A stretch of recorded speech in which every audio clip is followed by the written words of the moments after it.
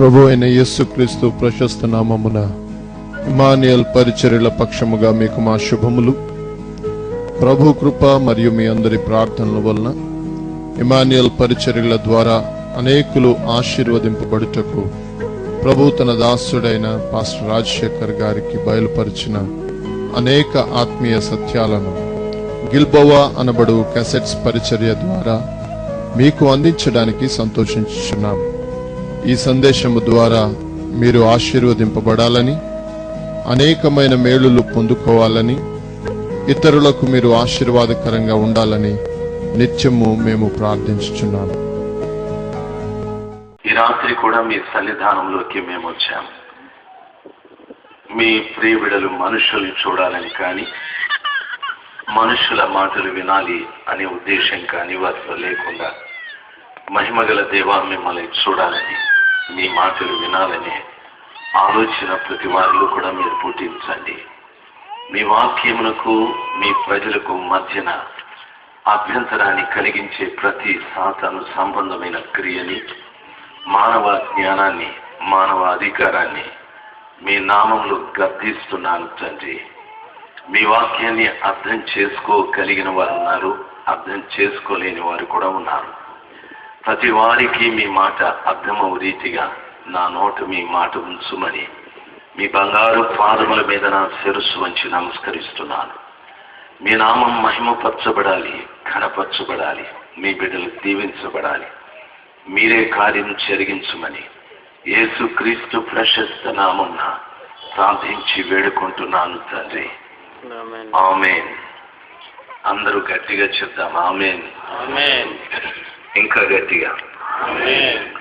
మహిమ ప్రభావాలు కలిగిన దేవుడు మన దేవుడు. యెహెజ్కేలు గ్రంథం 16వ అధ్యాయం మొదటి నుండి కొన్ని వచనాలు నాకు ఎంతవరకు సమయం ఉంటుందో అంతవరకు చెప్తాను. జాగ్రత్తగా దేవుని వాక్యాన్ని వినాలి. నిన్నటిలాగానే ఈ రోజు కూడా రానయ్యున్న క్రీస్తు ప్రభుల వారి నిమిత్తమై సంఘము ఏ రీతిగా సిద్ధపడాలి అనే ఆలోచనతో దేవుని వాక్యాన్ని వినాలి. పరిశుద్ధ గ్రంథమైన బైబిలు ఒక మర్మయుక్తమైనటువంటి గ్రంథం. దానిని గూర్చి భక్తుడు ఈ రీతిగా చెప్పాడు. పిడికెడు విత్తనములు చేత పట్టుకొని కన్నీళ్లతో విత్తువాడు సంతోషంగా పంట కోసుకుంటాడు అని చెప్పాడు. దేవుని గ్రంథాన్ని పిడికెడు విత్తనాలు అని అన్నాడు. ఆ పిడికెడు విత్తనాలు మన విత్తితే పొలంలో ఎంతో పంట మనకు వస్తుంది. ఆ రీతిగా పరిశుద్ధ గ్రంథమైన బైబిల్ని గురించి భూమిని ఫలపరుపుగా పరిచి అందులో దేవుడు చేసిన కార్యములన్నీ కూడా వ్రాసినట్లయితే ఇంకా మిగిలిపోతుంది అని చెప్పారు. అన్ని విశేషమైన సమాచారాలన్నీ కూడా అవి క్లుప్తపరిచి ఓ చక్కటి పుస్తకంగా దేవుడు మనకు దయచేశాడు. ఈ గ్రంథాన్ని చాలా మంది వ్యక్తులు రాశారు. పామరులు రాశారు, రాజులు రాశారు, విద్యావంతులు రాశారు, పశువుల కాపర్లు రాశారు. ఈ రీతిగా చాలా మంది రాశారు. రచయితలు ఎంతమంది రాసిన కాలం ఎంతైనా ఒక్కరు రాసినట్టుగానే ఈ గ్రంథం మనకు కనిపిస్తుంది. కారణం, వ్రాసింది మనుషులే అయినా వ్రాయించిన వాడు పరిశుద్ధాత్మ దేవుడని వాక్యం సెలవిస్తుంది. అపోస్తలుడైన పౌలు దాన్ని గూర్చి ఏ లేఖనము మనుష్య వేషం వలన కలగలేదు, కానీ ప్రతి లేఖనము ఆత్మావేశం వలన కలిగినది అని చెప్పాడు. పరిశుద్ధాత్మ దేవుడు ఒక వ్యక్తిని ప్రేరేపిస్తే ఆత్మ ప్రేరేపణ ద్వారా ఒక వ్యక్తి గ్రంథంలో సమాచారాన్ని రాయడం ప్రారంభించాడు. మనుషుడు తన బుద్ధిపూర్వకంగానో తనకు తెలిసిన సమాచారమో తన జ్ఞానమో లేక తెలుసుకున్న సమాచారాన్ని ఇందులో రాయలేదు. ఆత్మ ప్రేరేపణ ద్వారానే ఇందులో ఉన్న ప్రతి సమాచారం కూడా రాయబడి ఉంది. దేవుని గ్రంథాన్ని అనేక మంది చదువుతున్నప్పుడు మాకిది అంతగా గోచరం కాలేదు, అర్థం కాలేదు అని మాట్లాడుతూ ఉంటారు. ఒక మనుషుడు రాసిన పుస్తకాన్ని మనుషుడు చదివితే జాగ్రత్తగా అర్థం చేసుకోగలడు. అయితే ఇది పరిశుద్ధాత్మ దేవుడు రాయించిన పుస్తకం. ఒక వ్యక్తిలో పరిశుద్ధాత్మ ఉంటేనే తప్ప ఆత్మదేవుడు రాయించిన ఇందులో సత్యాలు మనం గ్రహించలేం. అందుకనే అపోస్తుడైన పౌలు చెప్పాడు, ఆత్మానుసారులు ఆత్మ కార్యాలను మనసుస్తారు అని చెప్పాడు. పరిశుద్ధాత్మ దేవుని కలిగినటువంటి బిడ్డలు దీన్ని చక్కగా గ్రహించగలరని నేను మాట్లాడుతున్నాను. ఎలాగా అని మీరు అడిగితే, అపోస్తుడైన పౌలు కొరింథీ సంఘంలో ఈ రీతిగా చెప్పాడు, అక్షరము చంపును గాని ఆత్మ జీవింపచేయును అని చెప్పాడు. దాని అర్థం ఏమిటంటే, ప్రతి మనిషి కూడా బైబిల్లో ఉన్న అక్షరాన్ని చూస్తూ అక్షరానికి సంబంధించిన అర్థాలు ప్రజలకు బోధిస్తూ ఉన్నారు. అక్షరాన్ని ప్రజలకు చెప్తే చరిత్ర మనకు అర్థమవుతుంది. ఒకప్పుడు యేసు ప్రభుల వారు గలిలయ తీరంలో ఉన్నాడు, చేపలు పట్టే వారిని పిలిచాడు అంటే చరిత్ర అది. ఆ చరిత్ర మనం తెలుసుకోవటానికి అక్షరం మనం చూస్తూ ఉన్నాం. అయితే అక్షరంలో ఉన్న ఆత్మీయమైన సత్యాలు మనం తెలుసుకోవాలంటే అక్షరాన్ని రాయించిన పరిశుద్ధ ఆత్మదేవుని మనం కలిగి ఉండాలి. అక్షరం వెనకనున్న పరిశుద్ధ ఆత్మదేవుని మనం చూడగలిగితే, అక్షరం వెనుకున్న పరిశుద్ధ ఆత్మదేవుడు అక్షరంలో ఉన్న సత్యాన్ని అక్షరం ముందు కూర్చున్న మనకు బోధించగలడు. కాబట్టి ప్రతి వ్యక్తి కూడా పరిశుద్ధ గ్రంథమైన బైబిల్ని చదివే బిడ్డ ఆత్మ పొంది ఉండాలి. ప్రతి బిడ్డ కూడా బైబిల్ను చదివేటప్పుడు అక్షరం వెనుకనున్న ఆత్మని చూడటానికి ప్రయత్నం చేయాలి. అప్పుడే ఆత్మ అక్షరంలో ఉన్న సత్యాలు మనకు వివరంగా బోధిస్తాయి. ఆ గ్రహింపు మనకు లేక అక్షరాన్ని చదవడం ప్రారంభించాం. అందుకని అపోస్తుడైన పౌలు చెప్తున్నాడు, అక్షరము చంపును గాని ఆత్మ జీవింపచేయును అని చెప్పాడు. అక్షరం నిజంగా చంపుతుందా అంటే నిజంగానే చంపాది. ఒకప్పుడు అక్షరం దేవుడిగా పనిచేశాది. ఇజ్రాయిలీలో ఐగుప్తును వదిలిపెట్టి కనానుకు వెళ్ళేటప్పుడు ఇజ్రాయిల్ ప్రజలు వారి నాయకుడైన మోషేకి లోబడలేదు. మోషేని తిరస్కరించారు, మోషేని వ్యతిరేకించారు. అప్పుడు మోషే పర్వతం మీదకి వెళ్ళి 40 రాత్రింబగళ్ళు ప్రార్థన చేశాడు. 40 రాత్రింబగళ్ళ తరువాత దేవుడు అతనికి ప్రత్యక్షమై రాతి పలకల మీద అక్షరమును రాసి ఇచ్చాడు. దానిని ధర్మశాస్త్రం అని చెప్పారు. దాని పేరు ధర్మశాస్త్రమైన రాతి పలక మీద అక్షరాలను దేవుడు పెట్టాడు. ఆ అక్షరం ఇశ్రాయేలీయుల ప్రజలకు దేవుడుగా ఉంది, వారిని నడిపిస్తూ వచ్చాది. ఆ దినమున దేవుడు చెప్పిన మాట, ఈ ధర్మశాస్త్రానికి వ్యతిరేకంగా ప్రవర్తించిన ప్రతి వాడు కూడా చనిపోతాడు. ధర్మశాస్త్రానికి లోబడిన వాడు కనాను చేరుకుంటాడని చెప్పారు. దాని అర్థము, అక్షరానికి లోబడిన ప్రతివాడు కనాను చేరుకుంటాడు. అక్షరానికి వ్యతిరేకంగా ప్రవర్తించిన వాడు చనిపోతాడని. అంటే ధర్మశాస్త్రానికి వ్యతిరేకంగా ప్రవర్తించే ప్రతివాడు కూడా ఆ దినమున అరణ్యంలో ఆకురాలినట్లుగా రాలిపోయారు. మొదటి తరంలో బయలుదేరిన దరిదాపు 20 లక్షల మందిలో ఆ మొదటి తరపు జనాభాలో కాలేబు, యెహోషువలు 2 మాత్రమే కనానులో అడుగు పెట్టారు. మిగిలిన వాళ్ళందరూ కూడా చనిపోయారు. కారణం, అక్షరం వారిని చంపది అని మనకు స్పష్టమవుతుంది. ఆ విషయాన్ని అపోస్తుడైన పౌలు చెప్పాడు. అక్షరము చంపును, ఆత్మ జీవింపచేయును అని చెప్పాడు. అక్షరం తరువాత ఆత్మ వచ్చాది. అంటే అపోస్తుడైన యోహాను అక్షరమును గురించి తన సువార్త మొదటి అధ్యాయంలో చెప్పాడు. ఆది యందు వాక్యముండెను, వాక్యము దేవుని వద్ద ఉండెను, వాక్యము దేవుడై ఉండేనని. అంటే ఆది యందు అక్షరం ఉంది, ఆ అక్షరము దేవుని యొద్ద ఉంది, ఆ అక్షరమే దేవుడై ఉన్నది అని చెప్పాడు. ఆ యోహాను రాసిన సువార్త మొదటి అధ్యాయంలోనే ఆ వాక్యము శరీరధారి అయి అని చెప్పాడు. ఆదిలో ఉన్న అక్షరం ఒక శరీరముగా మారేది. ఆ శరీరంలో కృపా సత్యము సంపూర్ణము చేయబడది. ఆ కృపా సత్యము సంపూర్ణము చేయబడిన ఆ శరీరమునకు యేసు అని పేరు పెట్టారు అని వాక్యం సెలవిస్తారు.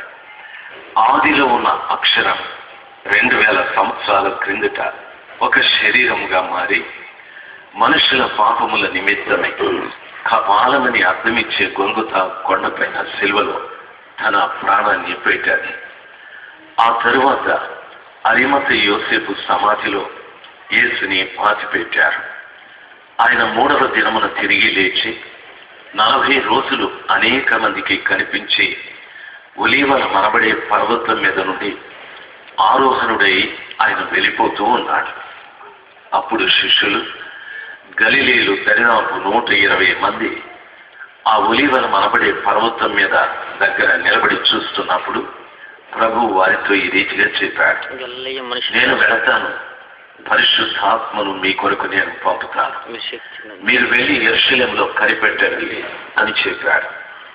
యేసయ్య ఆరోహణమై వెళుతూ ఉన్నప్పుడు 2 దేవదూతలు క్రిందికొస్తూ చెప్పారు, గలిలయ మనుషులారా, మీరెందుకు ఆకాశం వైపు తేరి చూస్తున్నారు? ఇప్పుడు ఈయన ఏ రీతిగా వెళుతున్నాడు, అదే రీతిగా తిరిగి రాబోతాడు అని చెప్పారు. యేసయ్య వారికి చెప్పింది, యెరూషలేములో వెళ్ళి కనిపెట్టండి, పరిశుద్ధాత్మ మీ మీదికి వస్తుంది, మీరు శక్తి పొందుకుంటారు, మీరు యూదయలోను యెరూషలేము సమరయ భూదిగంతముల వరకు నాకు సాక్షులై ఉంటారు అని చెప్పారు. ఆ రీతిగా వారు యెరూషలేము పట్టణానికి వెళ్ళి 10 రోజులు ప్రార్థన చేశారు. 10వ రోజున వారు కూడి ఉన్న మేడగదిలో బలమైన గాలి వీచారు. ఆ తరువాత పరిశుద్ధాత్మ అగ్ని నాలుకలుగా ప్రతి వారి మీద దిగినదని వాక్యం సెలవిస్తాది. ఆ దినమున దేవుడు వారికి వాక్శక్తిని అనుగ్రహించిన కొలది అన్య భాషలతో దేవుని మహిమపరిచారని 11 ఒక్కడైన పేతురు లేచి నిలబడి మాట్లాడినప్పుడు అనేక మంది ప్రజలు క్రీస్తుని సొంత రక్షకుడిగా అంగీకరించారని, ఆ దినమున 3000 మంది ప్రజలు పేతురు బోధ విని మార్పు చెందారని వాక్యము సెలవిస్తాది. గమనించాలి, అక్షరము శరీరంగా మారాది. శరీరము చనిపోయి తిరిగి లేచి ఆరోహణమైన తరువాత ఆ శరీరం చెప్పాది, నేను ఆత్మని పంపుతానని. ఆ పరిశుద్ధాత్మ ప్రస్తుతం భూమి మీద సంఘంలో ఉంటూ బోధిస్తూ ఉంది. దేవుని వాక్యం ఆ రీతిగా సెలవిస్తాది. పరిశుద్ధాత్మ దేవుడు యేసయ్య చెప్పినట్టుగా ఆ మొట్టమొదటి దినమున ప్రార్థించిన ప్రజల మీదకి వచ్చాదని, ఆ రోజే కాదు ఈ రోజు కూడా ఆయన సముఖంలో ప్రార్థించే ప్రతి బిడ్డ మీద కూడా దేవుని ఆత్మ రావటానికి, వాళ్ళను బలపరచటానికి, వారిని తన కొరకు సాక్షులనుగా నిలబెట్టడానికి ఆత్మ పనిచేస్తున్న రోజులు ఇవి. కాబట్టి ఆత్మ సంబంధమైన బోధ మనకు చాలా అవసరం. అక్షరము చంపుతుంది, ఆత్మ జీవింపచేస్తుంది అని చెప్పారు. ఆత్మ ఎలాగ జీవింపచేస్తుంది అని అడిగితే, ఆత్మ సంబంధమైన బోధ ఒక వ్యక్తి యొక్క పాపాన్ని తెలియచెప్తుంది. ఒక వ్యక్తి తన పాపాన్ని తెలుసుకున్న తరువాత ఆత్మ వ్యక్తి ఆ పాపం విషయమై పశ్చాత్తాప పడునట్లుగా చేస్తారు. ఏ వ్యక్తి తన పాపం విషయమై పశ్చాత్తాప పడునో ఆ పాపం విడిచిపెట్టడానికి కూడా ఆత్మ సహాయం చేస్తుంది. పాపాన్ని విడిచిపెట్టిన తరువాత తిరిగి పాపము చేయకుండా ఆత్మ వ్యక్తికి నిగ్రహ శక్తిని ప్రసాదిస్తుంది. దేవుని వాక్యంలో చెప్పబడిన మాట, దేవుడు మనకు పిరికితనము గల ఆత్మని ఇవ్వలేదు, ఇంద్రియ నిగ్రహ శక్తి గల ఆత్మని ఆయన దయచేశాను అని వాక్యం సెలవిస్తుంది. దేవుడు ప్రేమయు ఇంద్రియ నిగ్రహ శక్తి గల ఆత్మ ఇచ్చాడని వాక్యం సెలవిస్తుంది. అనగా ఒక వ్యక్తి పరిశుద్ధాత్మ పొందిన తరువాత ఆ వ్యక్తిలో ప్రేమ, ఆ వ్యక్తిలో ఇంద్రియాలలో నిగ్రహ శక్తి, మన శరీర అవయవాలన్నింటికీ కూడా నిగ్రహ శక్తిని ప్రసాదించే శక్తి ఆత్మ ద్వారా ఒక వ్యక్తి పొందుకుంటాడని వాక్యం సెలవిస్తారు. కాబట్టి పరిశుద్ధాత్మ యొక్క బోధ ఒక వ్యక్తి వింటే ఆ వ్యక్తి జీవిస్తాడు. అక్షరం యొక్క బోధ మనిషిని చంపుతూ వచ్చాడు. నరహత్య చేయకూడదు అని ధర్మశాస్త్రం చెప్పాలి. దొంగలించకూడదు, అబద్ధ సాక్ష్యము చెప్పకూడదు, వ్యభిచరించకూడదు, ఈ రీతిగా ధర్మశాస్త్రము చెప్పాలి, అక్షరం చెప్పాలి. అవి చేసిన వారిని అక్షర చట్ట ప్రకారముగా చంపుతూ వచ్చారు. అయితే ఆత్మ ఒక వ్యక్తి యొక్క తప్పితాన్ని తెలియచెప్పినప్పుడు ఆ వ్యక్తి పశ్చాత్తాపడితే ఆ పాపాన్ని క్రీస్తు రక్తంతో కడగడమే కాదు, ఆ పాపం విడిచిపెట్టిన తరువాత తిరిగి ఆ తప్పితం చేయకుండా ఆత్మ దేవుడు ఒక వ్యక్తికి నిగ్రహ శక్తిని ప్రసాదిస్తాడని వాక్యము స్పష్టంగా సెలవిస్తారు. కాబట్టి ఈ దినాలలో ఆత్మ సంబంధమైన బోధ ప్రతి వారికి అవసరం. ఆత్మ సంబంధమైన బోధ ప్రజలకు లేక అక్షర సంబంధమైన సమాచారాన్ని ప్రజలు వింటూ చేస్తున్న పాపాలనే, చేస్తున్న తప్పితాల్ని చేస్తూనే ఉన్నారు. నేను మార్పు చెందాను అంటున్నాడు, కానీ ఆంతరంగికంగా మార్పు లేదు. నేను బాప్తీసం పుచ్చుకున్నాను అంటున్నాడు, కానీ ఈ బయట శరీరం తడిసాది, లోపల ఆత్మకున్న కళంకం కడగబడనే లేదు.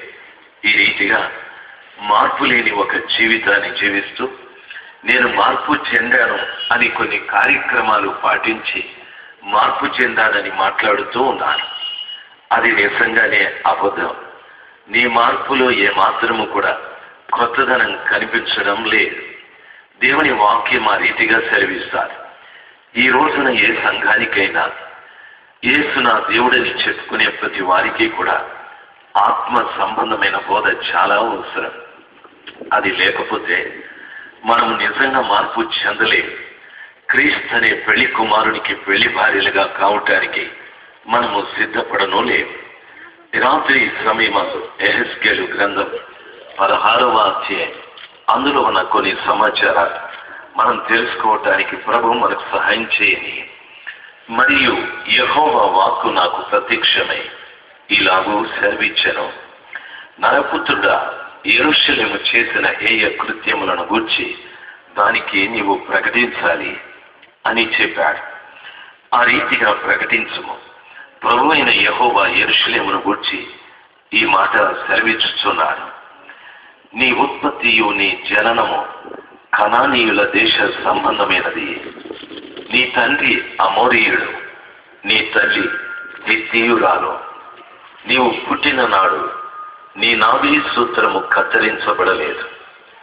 నిన్ను కడగనూ లేదు, నీళ్లతో నిన్ను కడగలేదు. నీకు ఉప్పు రాయకపోయిరి, బట్ట చుట్టకపోయిరి. ఈ కార్యములలో ఏదైనా ఒకటి నీకు చేయవలనని నీ మీద కనికరము చూపెట్టిన వాడు ఒక్కడు కూడా లేడు అని చెప్పాడు. యెహెజ్కేలు ప్రవక్తతో ప్రభు మాట్లాడుతూ ఉన్నాడు. యెహోవా వాక్కు యెహెజ్కేలుకు ప్రత్యక్షమై ఈ రీతిగా యెరూషలేము పట్టణాన్ని గురించి మాట్లాడుతూ ఉన్నాడు.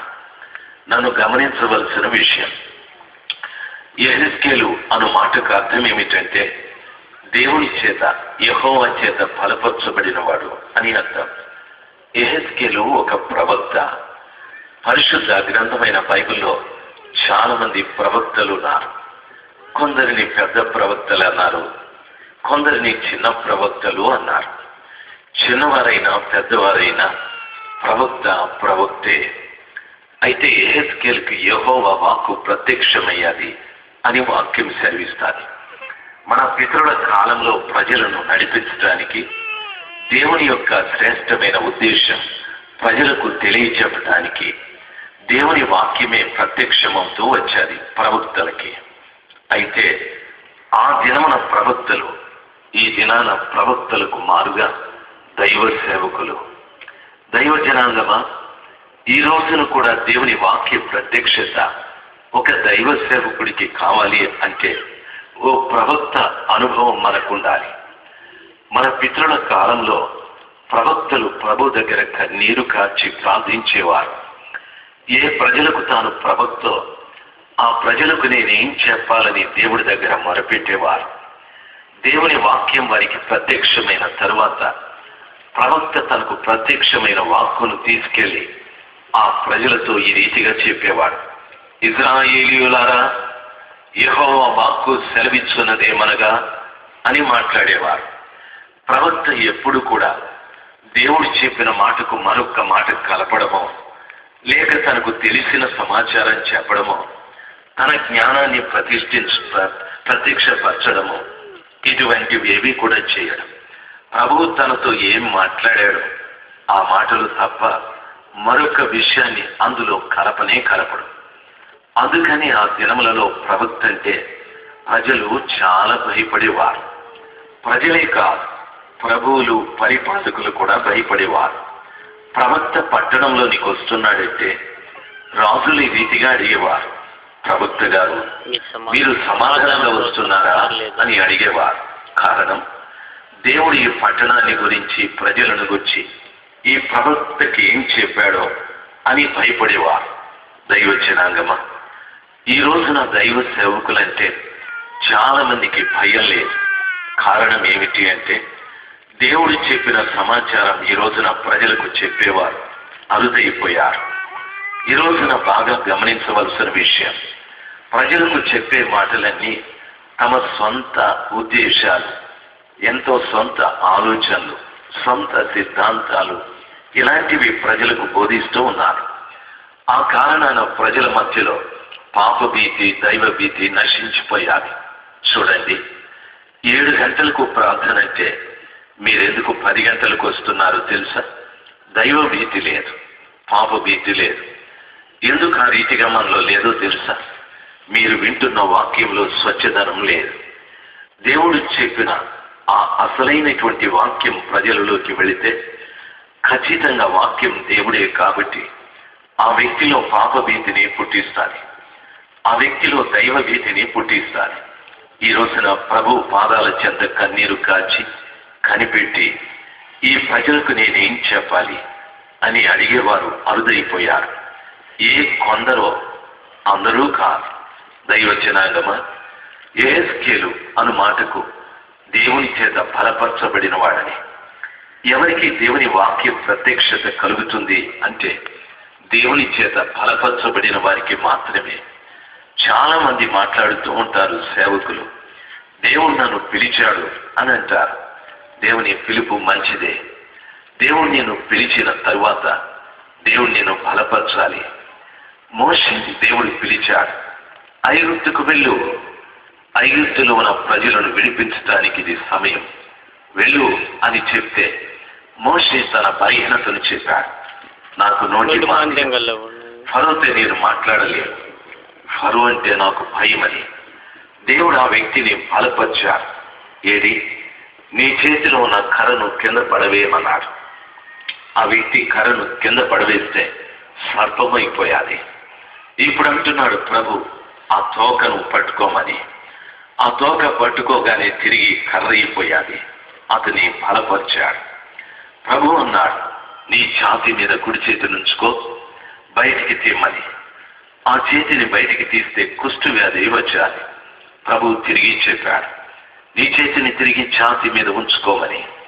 బయటికి తీయమని చెప్తే చెయ్యి స్వస్థత కలిగాది. దాని అర్థం ఏమిటో తెలుసా? దైవ జనాంగమా, నీవు భయపడితే నీ చెయ్యి కుష్టు లాంటిది.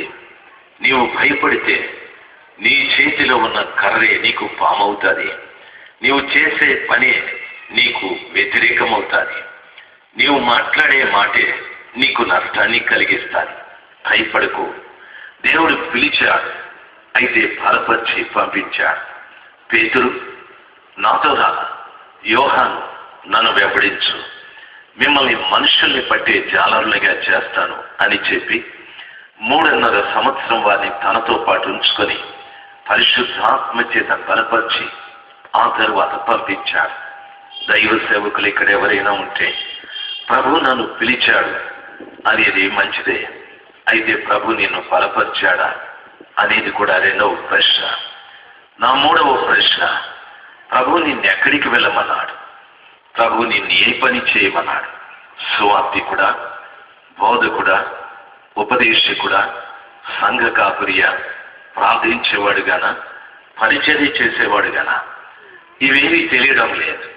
ప్రతి వారు కూడా ఏదో ఒక బైబిల్ తీసుకొని ఊరెంబడి బయలుదేరి ప్రభు నన్ను పిలిచాడు అని ఎక్కడో ఒక దగ్గర అద్దిల్లో, సొంతిల్లో అక్కడ ప్రార్థనలు ప్రారంభించాం. బలము లేని ప్రతి వ్యక్తి కూడా సాతానుని బలము కింద ఓడిపోతూ క్రీస్తు కొరకు విజయాన్ని సాధించవలసిన వారు రోజు అపజయాన్ని చూస్తూ ఉన్నారు. తమ ముందు కూర్చున్న ప్రజలకు దైవ భీతి లేదు. తమ ముందు కూర్చుని వాక్యం వింటున్న ప్రజలకు పాప భీతి లేదు. తమ ముందు కూర్చున్న ప్రజలకి ఒక ప్రతిష్ట లేదు, ఒక తీర్మానం లేదు. విచ్చలవిడి అయిన జీవితాన్ని వాళ్ళు జీవిస్తూ ఉన్నారు. ఎన్నో పర్యాయాలు కాపరిగా వీళ్ళెందుకు ఇలాగున్నారు అని ప్రశ్నించారు. వాళ్ళెందుకు అలాగలేదు, నీవే సరిలేదు. దేవుని యొక్క పిలుపుతో పాటు దేవుడు నిన్ను బలపరిచి ఉండాలి. దేవుడు బలపరిచిన తరువాత ఎక్కడ నిన్ను పని చేయమన్నాడో తెలుసుకోవాలి. ఎక్కడ నిన్ను పని చేయమన్నాడో తెలుసుకున్న తరువాత నీకే పని ఇచ్చాడో కూడా తెలుసుకోవాలి. అంతే. ఒక ఆయన్ను పిలిచి మీరెక్కడ పని చేస్తారు అంటే కలెక్టరేట్లో పని చేస్తున్నాను అంటారు. ఆ కలెక్టరేట్ అనేది ఒక ఆఫీసు, పెద్ద ఆఫీసు. అందులో ఒక ప్రత్యేకమైన పోస్ట్ ఉంటారు. స్వీపరా, అటెండరా, క్లర్కా, మేనేజరా, లేకపోతే డిప్యూటీ కలెక్టరా, ఏదో ఒక పోస్ట్ ఉంటుంది. కలెక్టర్ అయినా స్వీపర్ అయినా చెప్పే మాట ఏమిటంటే నేను కలెక్టరేట్లో పనిచేస్తున్నానని చెప్తారు. అయితే ఉద్యోగాలు వేరు కదా. దేవుని సేవ చేసే ప్రతి ఒక్క వ్యక్తి కూడా దేవుడు నీకే పని ఇచ్చాడో అది జాగ్రత్తగా తెలుసుకోవాలి. మీరు బజారుకి వెళ్ళినప్పుడు తలక్షారం చేయించుకోవాలి. మీరు చాకలి దగ్గరికి వెళ్ళి నాకు తలక్షారం చేయించండి అంటే ఆయన ఐరన్ బాక్స్తో చేస్తాడా నీకు తలక్షారము? ఆయనకు రాదు. ఆయన చేతికి కత్తెరిస్తే నీ తల ఏమాత్రం ఉపయోగం లేకుండా, నీ భార్య కూడా నిన్ను గుర్తుపెట్టకుండా కత్తిరిస్తాడు. అదే మంగలి దగ్గరికి వెళ్ళి నా బట్టలు అట్లా ఐరన్ చేసి ఇవ్వండి అంటే నీ చొక్కాకి చేతులు ఉండవు, నీ ప్యాంటు కాళ్ళు ఉండవు. ఏ చొక్కాకి ఎంత హీట్ ఉండాలో అతనికి తెలియదు. ఆ ఐరన్ బాక్స్ పెట్టి తీసే లోపల నీ చొక్కా మొక్కలైపోతాది. అంటే దాని అర్థం ఒకరి పని ఒకరికి అప్పచెప్తే ఏ రీతిగా పాడైపోతాదో ప్రస్తుతం క్రైస్తవ లోకం కూడా చాలా మంది సేవకులు తమ దేవుడు అప్పగించని పని చేస్తూ ఆయన పనిని పాడు చేస్తూ ఉన్నారు. శత్రువైన సాతానుడి మీద విజయం లేకుండా, దేవుని యొక్క శ్రేష్టమైన ఆలోచనలు తెలుసుకునే జ్ఞానం లేకుండా వీరు అలాగే, సంఘము అలాగే ఉంది. కాబట్టి ఈ రాత్రి ఈ స్థలంలో ఎవరైనా దైవ సేవకులు మీ సేవ అభివృద్ధి కాలేదు అనే ఆలోచన మీకుంటే నా మనవి, దేవుడు పిలుపు నీకుందా? దేవుడు నిన్ను బలపరిచాడా? ఎక్కడ నేను పని చేయమన్నాడు? ఏ పని నీకు ఇచ్చాడు అనేది వివరంగా తెలుసుకుని నువ్వు పని చేస్తే నువ్వు అరణ్యంలో ఉన్న ప్రజలు నీ దగ్గరికి రావటానికి దేవుడు కృప చూపెడతాడు. దేవుడు చెప్పినట్లుగా కాకుండా నీవి టౌన్ సెంటర్లో ఉన్న ఒకరు రారు. ఒకవేళ వచ్చినా మారరు. దయచేసి గమనించాలి. నా మాటలు అర్థమైన వారు ఓసారి గట్టిగా హల్లెలూయా చెప్తారు. హల్లెలూయా. వింటున్న దైవ జనాంగమా, యెహెజ్కేలు అను మాటకు దేవుని చేత బలపరచబడిన వాడని అర్థం. ఆ దేవుని చేత బలపరచబడిన వారికి దేవుని వాక్య ప్రత్యక్షత కలిగాలి. ఏమంటుందో తెలుసా దేవుని వాక్యం? నరపుత్రుడా, యెరూషలేము పట్టణం చేసిన హేయ క్రియలను వచ్చి దానికి నీవు ప్రకటించాలి. దాని ఉత్పత్తి, దాని జననము కనానీయుల దేశ సంబంధమైనది. దాని తండ్రి అమోరీయుడు, దాని తల్లి హిత్తీయురాలు అని చెప్పాడు. యెరూషలేము పట్టణం యొక్క హేయ క్రియలు అని చెప్పాడు. నన్ను గమనించాలి. యెరూషలేము పట్టణం అంటే ఆ రాతి గోడలు కాదు.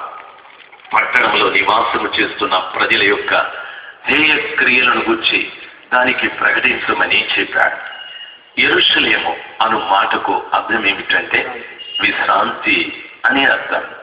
విశ్రాంతి అనగా మనము ఆ పట్టణం యొక్క భావం అర్థమని అనుకుంటాం.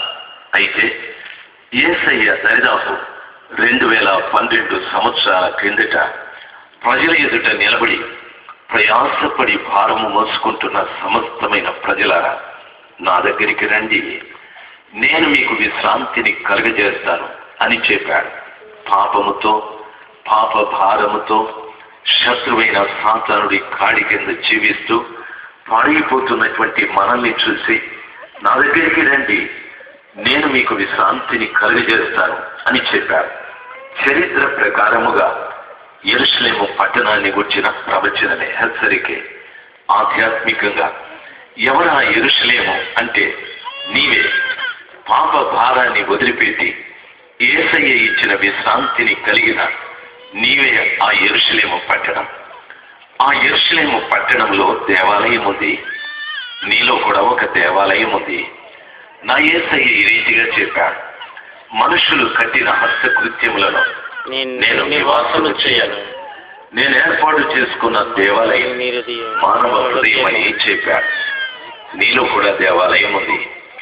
ఆ యెరూషలేము పట్టణంలో రాజు ఉన్నాడు. ఆ ప్రజలను పరిపాలించే రాజు యెరూషలేము పట్టణాన్ని ముఖ్య పట్టణంగా చేసుకొని అక్కడుండి ప్రజలను పరిపాలిస్తూ ఉన్నాడు. నీలో కూడా ఒక రాజు ఉన్నాడు. ఆయన ఎవరు అని అడిగితే నా యేసయ్య.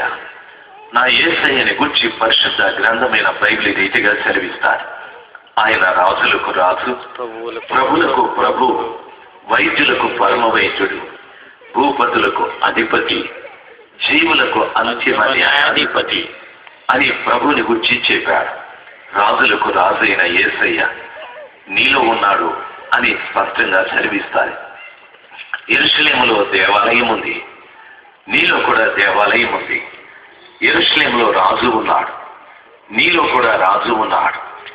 ఆ యెరూషలేము పట్టణం యొక్క హేయ క్రియ అంటే అసహ్యమైన క్రియలు ఆ పట్టణ ప్రజలు చేస్తూ ఉన్నారు.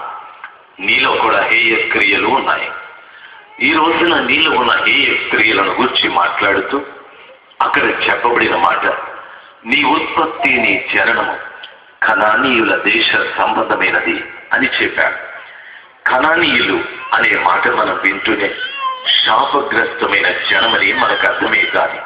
మొట్టమొదట నోవహు దినములలో జలప్రళయం వచ్చిన తరువాత ఆ నీటి మట్టం పూర్తిగా తగ్గిపోయిన అప్పుడు నోవహు వెళ్లి ద్రాక్ష తోటను వేసి ద్రాక్ష పండ్ల చేత ద్రాక్ష రసం సిద్ధం చేసుకుని త్రాగి మత్తుడై తన గుడారంలో దిగంబరిగా పడి ఉన్నాడని వాక్యము సెలవిస్తాది. నోవహుకు 3 కుమారులు, షేము, హాము, యాఫెతు అనేటటువంటి వారు. హాము అనేటటువంటి వాడు మధ్యవాడు. తండ్రి గుడారంలోనికి వెళ్ళి తన తండ్రి తాగి మత్తుడై దిశమలతో పడి ఉన్న ఆ దృశ్యాన్ని హాము చూసి తండ్రి గుడారం నుండి బయటికి వచ్చి తన సహోదరులకు చెప్పాడు, తండ్రి ద్రాక్షరసం త్రాగి మత్తుడై దిగంబరిగా పడి ఉన్నాడు అని. అతని 2 సహోదరులు షేము, యాఫెతు అనువారు ఒక వస్త్రాన్ని తీసుకొని వారి భుజముల మీద పెట్టుకొని వెనక్కి నడుచుకుంటూ వెళ్ళి తండ్రి దిశమలకు కప్పి వారు బయటకు వచ్చారు. నోవహుకు మెలకు వచ్చిన తరువాత తన దిశమలను చూసిన హాముని అతని కుమారుడైన కనానును శపించాడు. హాము, నీ కుమారుడైన కనాను తన సహోదరులకు దాసుడుగా జీవిస్తాడు అని శపించారు. అనగా దాని అర్థం కనాను వంశం అంతా కూడా శాపగ్రస్తంగా మారిపోయాది. ఇప్పుడు ఇక్కడ చెప్పిన మాట, ఇజ్రాయేలీయుల పరిస్థితి ఏమంటున్నాడంటే నీ ఉత్పత్తి నీ జననం కనానీయుల దేశ సంబంధమైనది, అనగా శాపగ్రస్తమైనది. అంటే దాని అర్థం దాసత్వంలో ఉంది అని దాని అర్థం.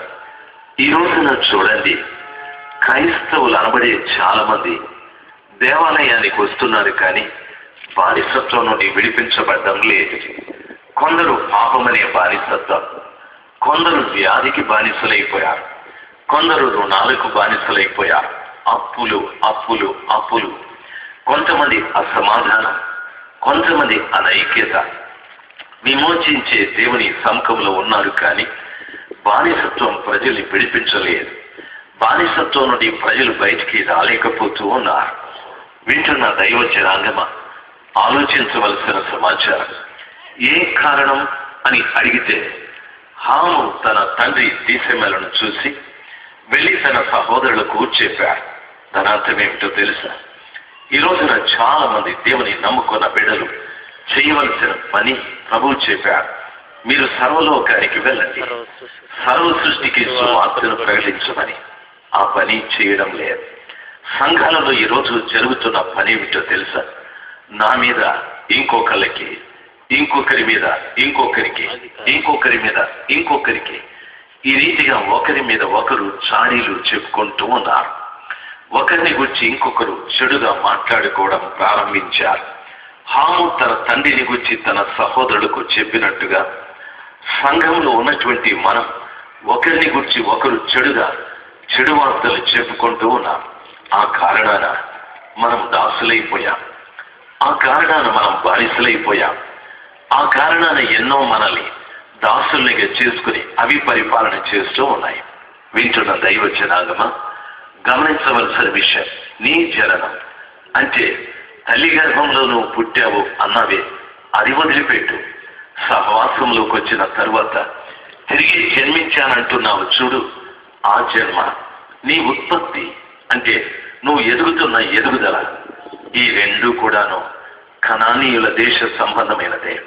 నువ్వు తిరిగి జన్మించిన సంఘంలో నువ్వు పెరుగుతూ ఉన్నా నిన్ను బానిసత్వం విడిచిపెట్టలేదు అని మాట్లాడుతూ ఉంది.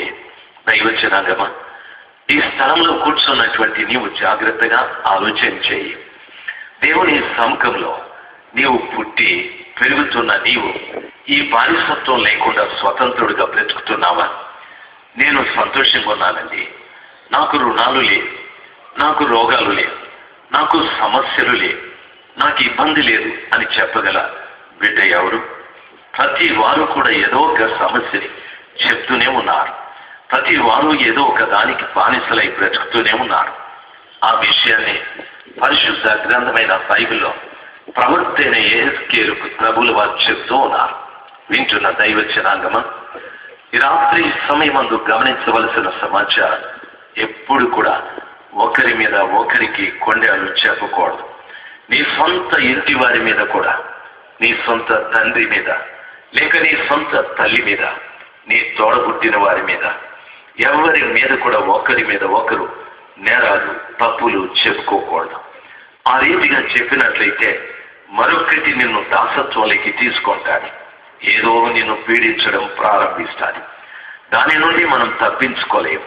ఆ విషయాన్ని చెప్తున్నాడు. యెరూషలేమా, నీ జననము, నీ ఉత్పత్తి కనానీయుల దేశ సంబంధమైనది అని చెప్పాడు.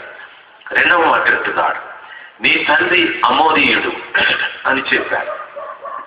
నీ తండ్రి అమోరీయుడు. అమోరీయుడు అనే మాటకు, అమోరీయుడు అనే మాటకు అనాగరికుడు అని అర్థం. ట్రైబల్స్ అని అంటారు, అనాగరికులు. నన్ను బాగా గమనించవలసిన విషయం, అనాగరికులు అంటే సంస్కారం లేనటువంటి వారు. ఎలాగ వండుకోవాలో, ఎలాగ తినాలో, ఇంటిని ఎలాగ శుభ్రంగా ఉంచుకోవాలో, ఎవరితో ఎలాగ మాట్లాడాలో, ఎలాగ దుస్తులు ధరించాలో అనేటటువంటి పూర్తిగా జ్ఞానం లేకుండా ఇష్టానుసారంగా ప్రవర్తించేవారు. నేను గ్రేట్ నికోబార్ వెళ్ళినప్పుడు అక్కడున్న ప్రజల్ని చూశాను. సౌర, జంగ్లీ, ఇలాగ కొంతమంది వ్యక్తుల్ని చూశాను. కొన్ని తెగల వారు పూర్తిగా వస్త్రాలు లేకుండా ఐలాండ్స్ లో జీవిస్తూ ఉన్నారు. చాలా విచిత్రం. వారికి మనుషుని యొక్క మనుగడ తెలియడం లేదు. మనం నాగరికత కలిగిన వాళ్ళు అక్కడికి వెళ్తే వాళ్ళు మమ్మల్ని చంపడానికి వచ్చారని వాళ్ళ దగ్గర ఉన్న బాణాలతో కొట్టి చంపేస్తారు. వారికి నిజంగానే సంస్కారం తెలియదు. అనాగరికులు, స్త్రీ, పురుషుడు, పిల్లలు అందరూ ఒకటిగానే ఉంటారు. వాళ్ళు ఏం తింటారో మనకు తెలియదు. ఇష్టానుసారంగా జీవించడం, విచ్చలవిడిగా బ్రతకడం అనాగరికత. దైవజనాంగమా, గమనించాలి. ఈ రోజున కూడా ప్రభుని నమ్ముకున్న బిడ్డలకు భక్తి సంబంధమైన నాగరికత తెలియడం లేదు. బాగా వినాలి. నాగరికత తెలియదంటే మీరు చాలా నాగరికత తెలిసేవారు, చాలా మట్టుకు సంస్కారవంతులు. మీరు చదువుకున్నారు, మీ గృహాలు చాలా చక్కగా అమర్చుకుంటారు. ఎక్కడ ఫ్రిడ్జ్ ఉండాలో, ఎక్కడ కూలర్ ఉండాలో, ఎక్కడ మంచం ఉండాలో, ఎక్కడ వంటగది, ఎక్కడ పడగది, ఎక్కడ సోఫా, ఇవన్నీ కూడా చక్కగా అమర్చుకుంటారు. మీ ఇంట్లోకి వస్తూనే వీళ్ళు నాగరికత కలిగిన వారని అందరికీ అర్థమవుతారు. మీ భాష, మీ వేషం, మీ చక్కదిద్దుకోవడం ఇవన్నీ కూడా. అయితే భక్తి విషయంలో నాగరికత లేదు. నన్ను బాగా గమనించాలి. 7 గంటలకు ప్రార్థన అంటే మీరు 10 గంటలకు వస్తున్నారు. మీకు నాగరికత ఎక్కడిది? మొరటివారు మీరు. నన్ను బాగా గమనించవలసిన విషయం, మొరటివారు. దైవచనాంగమా, వాక్యంలో చెప్పబడిన మాట మొరటుతనం పనికి రానేరా. భక్తి అనే సంస్కారవంతమైన జీవితం మనకుంటేనే సంస్కారవంతుడైన యేసు ప్రభుల వారు మనల్ని వివాహం ఆడతాడు.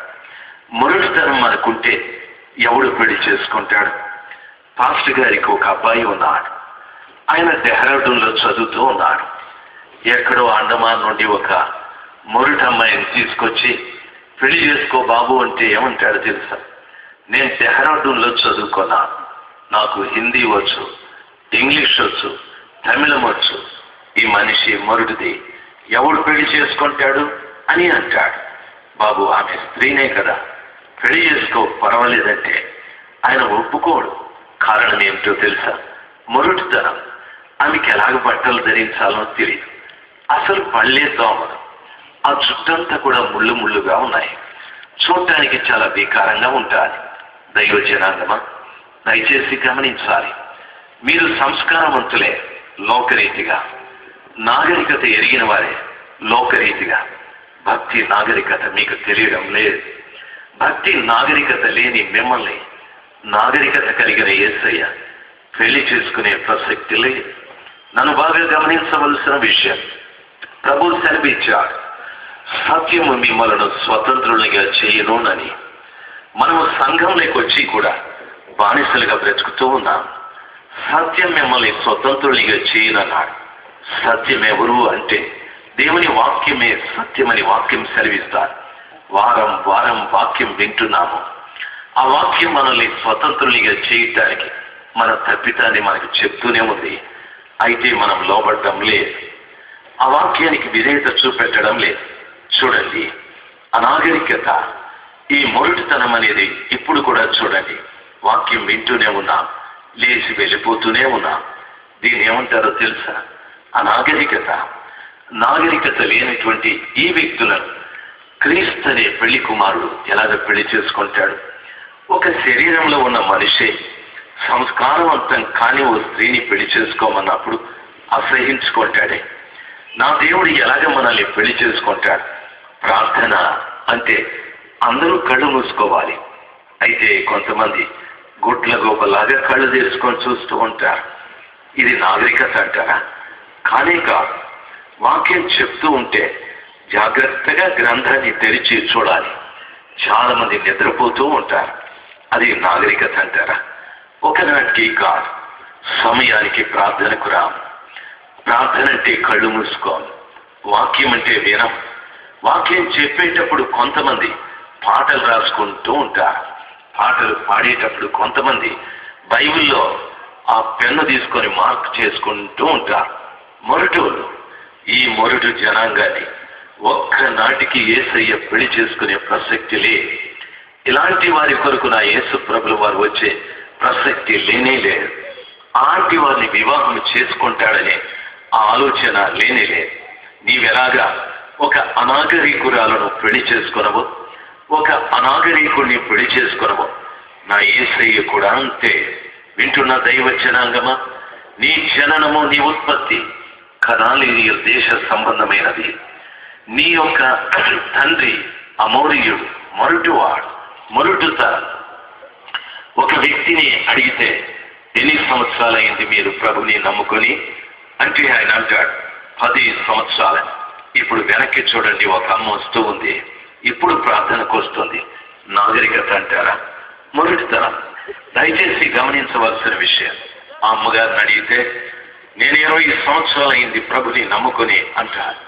20 సంవత్సరాలు ప్రభుని నమ్ముకొని నాగరికత లేని ఈమెని నాగరికత కలిగిన యేసయ్య ఎలాగ పెళ్లి చేసుకుంటాడు? ఈరోజు ఉపవాస కూడిక అని కాపరి మనకు చెప్తాడు. మనం పూర్తిగా ఫుల్గా టిఫను లేకపోతే కాఫీ టీలో తాగి ప్రార్థనకు వచ్చి కూర్చుంటాం. దయచేసి గమనించాల్సింది, మొరటివాడు, ఉపవాసం యొక్క అర్థం తెలియనటువంటి వాడు తిని ప్రార్థనకు వస్తూ ఉన్నాడు. ఈరోజు రాత్రి ప్రార్థన అని చెప్తారు. మనోళ్ళు 9 గంటలకు ప్రార్థన ప్రారంభమవుతుంది, తెల్లవారి వరకు ఉంటుందంటే మనవాడు 12 గంటలకు వస్తాడు. మొరటివాడు. దయచేసి గమనించవలసిన విషయం, నా యేసు క్రీస్తుని పెళ్లి చేసుకునే పెళ్లి భార్య నాగరికత కలిగి ఉండాలి.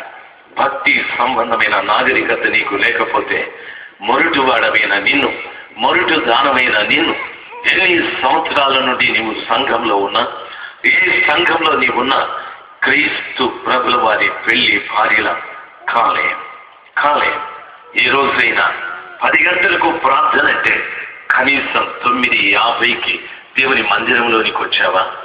కనీసం 10 గంటలకైనా వచ్చి కూర్చొని, ప్రభువా ఈరోజు ఆరాధనలో నాతో మీరు మాట్లాడాలని ఒక మోకాళ్ళ మీద నిలబడి ప్రార్థన చేసిన అనుభవం ఉందా?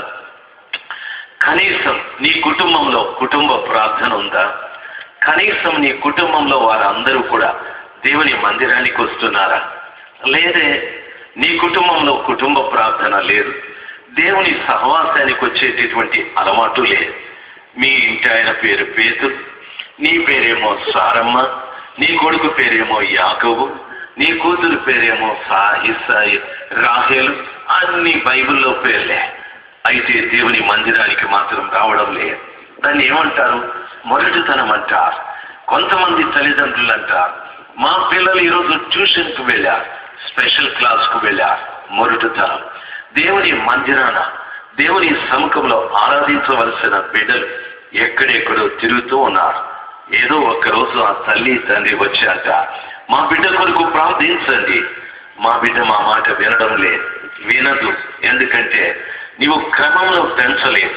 నాగరికత, భక్తి సంబంధమైన నాగరికత వారికి నేర్పించలేదు.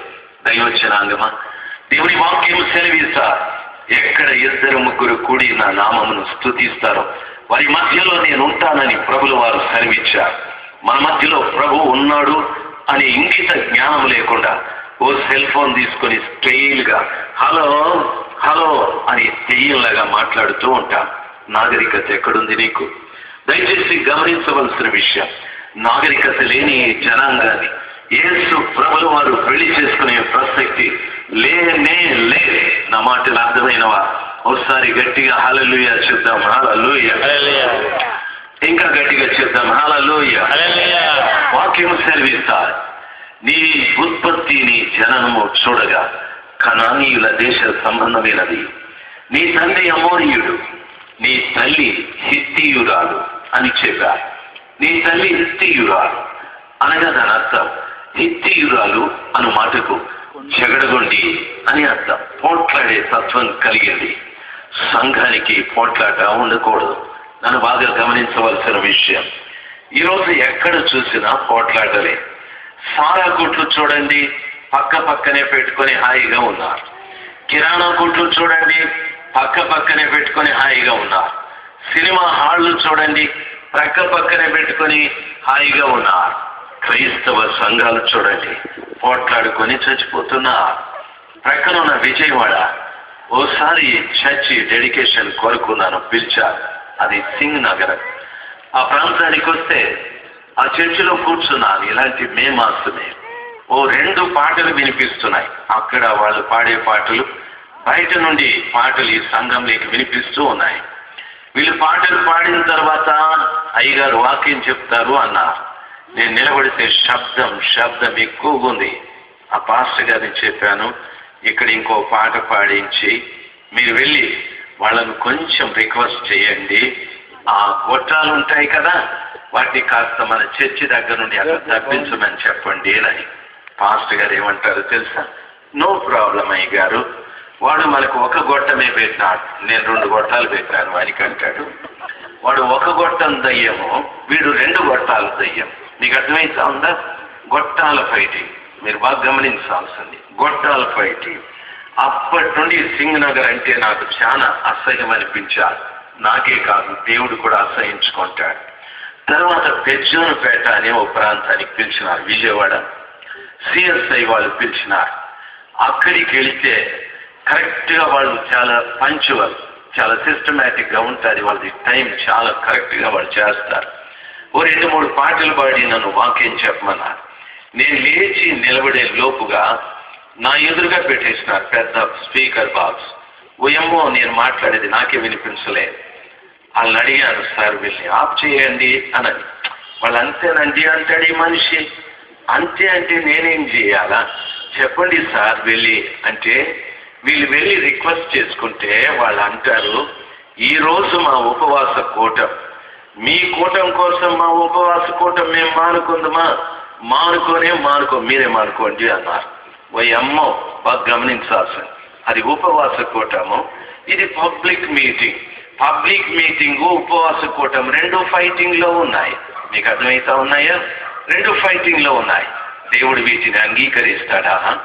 దేవుని వాక్యం సెలవిస్తా, యేసు అల్లరికి కట్టకాడు, ఆయన జగడమాడడు, ఆయన కేకలు వేయడు అని వాక్యం సెలవిస్తారు. నీవు నమ్ముకున్న దేవుడు కేకలు వేయడు, నీవు నమ్ముకున్న దేవుడు జగడమాడడు, నీవు నమ్ముకున్న దేవుడు అల్లరికి కట్టకాడు. మరి నీకెందుకు వచ్చింది స్వభావము? ఆయన లేడు కాబట్టి. ఆయన లేడు. అల్లరికి కర్త శత్రువైన సాతాను చాలా సంఘాలను సాతానుడు క్యాప్చర్ చేసి పెట్టుకున్నాడు, స్వాధీనంలో పెట్టుకున్నాడు. వాడు పేరు దేవునిది, పనంతా సాతానునిది జరుగుతూ ఉంది. వింటున్న దైవ జనాంగమా గమనించాలి. ఈ రోజున కూడా సంఘాలలో గొడవలు ఉంటూ ఉన్నాయి. ఈ రోజున మెస్సయ్య సంఘం వారు కూటాలు పెట్టాలి అంటే ఒక గ్రూప్ ఆఫ్ పీపుల్ లేస్తారు. కూటాలు ఎందుకండి? మన యానివర్సరీకి కూటాలు ఎందుకండి? భోజనాలు పెడితే సరిపోతుందని కొంతమంది గొడవ పెట్టుంటారు. గమనించాలి. కొంతమంది అంటారు, రాజశేఖర్ని పిలిస్తే ఆయన ఎందుకండి, ఇంకొక ఆయన పిలుద్దామండి మనము, ఆయన భలే చెప్తాడు, ఈయన భలే చెప్తాడు. పోట్లాటలు సంఘ పెద్దలు కాపరి మీద, కాపరి సంఘ పెద్దల మీద, విశ్వాసుల మీద. దైవ జనాంగమా ఎంతో చక్కటి ఆరాధనకొచ్చి ఆరాధన చేస్తారు. ఇంటికి వెళ్ళిన తర్వాత భార్యాభర్తలు పోట్లాడుకుంటూ ఉంటారు. ఎవరిని మెప్పించడానికి? దయచేసి వినాలి. నీ తల్లి హిత్తీయుడా, పోట్లాడే గుణం నీకుంది. పోట్లాడుకునేటటువంటి మిమ్మలను నేను ఎలాగ పెళ్లి చేసుకోవాలి అని ప్రభు స్పష్టంగా సెలవిస్తారు. నన్ను గమనించవలసిన విషయం, మహారాజైన సొలొమోను రాసిన సామెతలో ఏమి రాయబడిందో తెలుసా? జగడగొండితో కాపురం ఉండుట కంటే, గయ్యాలితో కాపురం ఉండుట కంటే మిద్దె మీద ఒక మూల ఉండుట మేలు అని చెప్పాడు. గయ్యాలితో కాపురం ఉండుట కంటే మిద్దె మీద ఒక మూల ఉండేది మేలన్నాడు. గయ్యాలి భార్య దేవునికి ఇష్టం లేదు. సంఘమా, ఈ రోజున గమనించవలసిన విషయం మొట్టమొదటిది, ఒకరి మీద ఒకరు తంటాలు చెప్పుకుంటున్నారేమో, ఇతరులు చెప్పుకుంటున్నారేమో, చాడులు చెప్పుకుంటున్నారేమో, బానిసలైపోతారు. ఏదో ఒకటి మనల్ని దాసులుగా చేసుకుంటారు. ఒకవేళ మొరటుతనం ఉందేమో, మొరటుతనం పోవాలి. ఒకవేళ జగడగొండితనం ఉందేమో, జగడగొండితనం ఉంటే వాక్యం సెలవిస్తాది, గయ్యాలితో కాపురం ఉండుట కంటే మిద్దె మీద ఒక మూల ఉండుట మేలని మహారాజు సొలొమోను చెప్పాడు. గయ్యాలి భార్యని యేసయ్య పెళ్లి చేసుకోడు. వాక్యం ఈ రీతిగా సెలవిస్తారు. ఆయన ఎవరు అని అడిగితే ఆయన ఆశ్చర్యకరుడు, ఆలోచనకర్త, సమాధానములకు కర్త అని చెప్పాడు. ఆ కృప కలిగిన దేవుడు వ్యాజ్యమాడేవాడు కాదు, సమాధానకర్త ఆయన. రెండవది, వాక్యం ఈ రీతిగా సెలవిస్తారు, సమాధాన పరుచువారు ధన్యులు, వారు దేవుని పిల్లలు అనబడుదురని వాక్యము సెలవిస్తారు. సంఘంలో ప్రతి వారు కూడా సమాధానం సమాధానం సమాధానం అనేది కలిగి ఉండాలి, కానీ అల్లరి కలిగి ఉండకూడదు, పోట్లాటలు ఉండకూడదు. నా మాటలు అర్థమైన వారు ఒకసారి గట్టిగా హల్లెలూయా చెప్దాం. హల్లెలూయా. చాలా మంది చెప్పడం లేదు, పాస్టర్ గారు తమ్ముడు చెప్పడం లేదు. చెప్పాలా? చెప్పండి గట్టిగా హల్లెలూయా.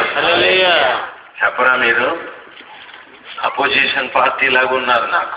చెప్పండి చెప్పండి, లేకపోతే నా నోరు మంచిది కాదు. చెప్పండి హల్లెలూయా.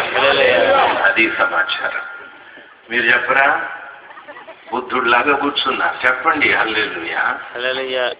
చెప్పు. హల్లెలూయా. రే చెయ్యి ఎత్తుతావు దించుతావు చెప్పియా. చూడండి మొరుటోళ్ళు వీళ్ళందరూ, వీళ్ళని ఎట్లా పెళ్లి చేసుకుంటాడండి దేవుడు? మొరుటు జనాంగాన్ని ఎట్లా పెళ్లి చేసుకుంటాడు మీరు చెప్తా ఉన్నారండి? ఏమో ఇప్పుడే నిద్ర లేచినట్టుంది వాళ్ళు. హల్లెలూయా అని. ఓకే, అందరు చెప్పండి ఒకసారి గట్టిగా హల్లెలూయా. హల్లెలూయా. Very good. దయచేసి గమనించాల్సింది, దేవుని వాక్యం సెలవిస్తారు, ఇజ్రాయేలు దాని యొక్క పరిస్థితిని గురించి చెప్పారు. చరిత్ర ప్రకారంగా పట్టణమే, ఆధ్యాత్మికంగా మనము వింటున్న దైవ జనాంగమా ఇప్పుడు అంటున్నాడు, నీవు పుట్టిన నాడు నీ నాభి సూత్రము కత్తిరించబడలేదు, నీళ్లతో నిన్ను కడగనూ లేదు, నీకు ఉప్పు రాయకపోయేది, బట్ట చుట్టకపోయేది అని వాక్యం సెలవిస్తారు. వాక్యం సెలవిస్తారు, నీవు పుట్టిన నాడు నీ నాభి సూత్రము కత్తిరించబడలేదని.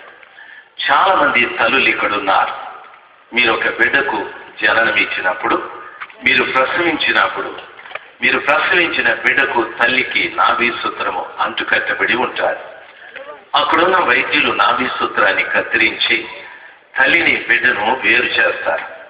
అదే రీతిగా ప్రభువులో మనం పుట్టిన నాడు, మనము జన్మించిన నాడు, చాలా మంది చెప్తారు కదా, నేను మారు మనస్సు పొందాను, నేను పాప క్షమాపణ నిమిత్తం బాప్తిసం పొందాను, నేను మారిపోయానండి, నేను ఈ మెస్సయ్య ప్రార్థన మందిరానికి వెళుతున్నాను, నేను ఇదివరకు సినిమాలు చూసేవాడిని, ఇదివరకు అవి ఇవి చేసేవాడిని అని మాట్లాడుతూ ఉంటారు. దాన్నే నూతన జన్మ అని చెప్తారు. నీవు పుట్టిన నాడు నీ నాభి సూత్రము కత్తిరించబడలేదు అని చెప్పారు. అంటే దాని అర్థము నాభి సూత్రం అనగా బాగా గమనించాలి. దేవుని వాక్యంలో సెలవిచ్చిన రీతిగా నీ జననము, నీవు పుట్టిన నాడు నీ నాభి సూత్రము కత్తిరించబడలేదని. చాలా మంది చెప్తాం, మేము ఇప్పుడు సినిమాలు చూడమండి, షికార్లకి వెళ్ళమండి, తాగమండి, మేము ఇప్పుడు గొడవలకి వెళ్ళమండి, చాలా మానేసుకున్నాను, బైబిల్ తీసుకొని గుడికి వచ్చేస్తా ఉన్నాను, అయ్యగారిని అడగండి అని అయ్యగారిని సాక్ష్యం చెప్తారు. అయ్యగారు అంటారు, ఈయన హిందూ కన్వర్ట్ అండి, చాలా మంచోడు, ముందు రౌడీ, ఇప్పుడు చాలా భక్తుడిగా ఉన్నాడు అంటాడు. ఓకే, నేను ఒక చక్కటి మాట మీకు చెప్తా. మీలో ఎంతమందికి కోపం లేదు? నేను చెప్తా ఉంటాను, మీరు చేతులు ఎత్తండి. ఎంతమందికి మీకు కోపం లేదు? ఒక్క చెయ్యి కూడా పైకి లేదు. నీ కోపం లేదా? ఇట్లా మీ భార్యను అడుగుదాము, వేస్తా ఏం దించేసి చెయ్యి కిందికి మూతే పగలు కొడుతున్నాం ఇంటికి పోతే. ఏరా అక్కడ చెయ్యి పైకెత్తినావు, ఇంట్లో ఎన్నిసార్లు నా మీద చెయ్యి పైకెత్తలేదా అని మూతి పచ్చడి కొట్టినట్టు పడుతుంది. ఎంతమంది మీరు అబద్ధం చెప్పరు చేతులు పైకెత్తండి. పోయేమో. ఎంతమంది దొంగతనాలు చేయరు? చేతులు పైకెత్తండి. మీ ఇంటి ఆయన జేబులో ఎప్పుడు దొంగిలించలే మీరు? చూడు, టపా టపా దించేసి ఆయన ప్యాంటు తీసి పాప అక్కడ తగలబెట్టి బాత్రూంలో పోయి మొహం కడిగే వచ్చే లోపల 100 రూపీస్ మిస్ అయ్యి ఆడు బుర్ర బద్దలు కొట్టుకుంటాడు. 200 ఉండాలి, 100 ఎక్కడికి పోయింది అని ఏమని అడుగుతాడు. ఏమే 100 ఏమన్నా చూసినావా? ఏమంటా చూడు, అసలు మా వంశమేమి, మేమెవరు, ఏమో నా పేరేమి, ఎస్తేరు రాణి, మా నాయన మోర్దేకై, నా దేవుడు యేసు ప్రభు. ఆ దెబ్బతో వాడంటే నీకు దండం పెడతాను.